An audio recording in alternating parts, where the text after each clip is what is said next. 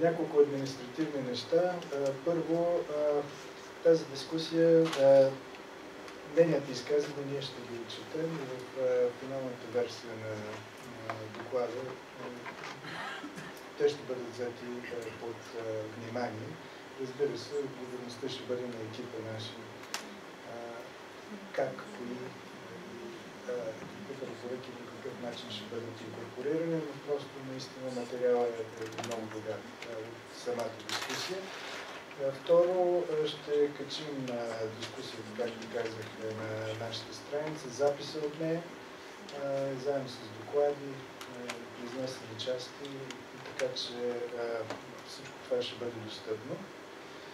Третата ми административна бележка е, че обядът ще бъде на 9-ти етаж и той ще бъде една възможност да продължим тази дискусия в по-неформален вариант. И накрая, пак много важно административно съобщение, което има и съдържателна част. Както видяхме тук, въпросът е наистина за създаване на определена политическа култура, която да позволява такъв тип независими органи да съществуват.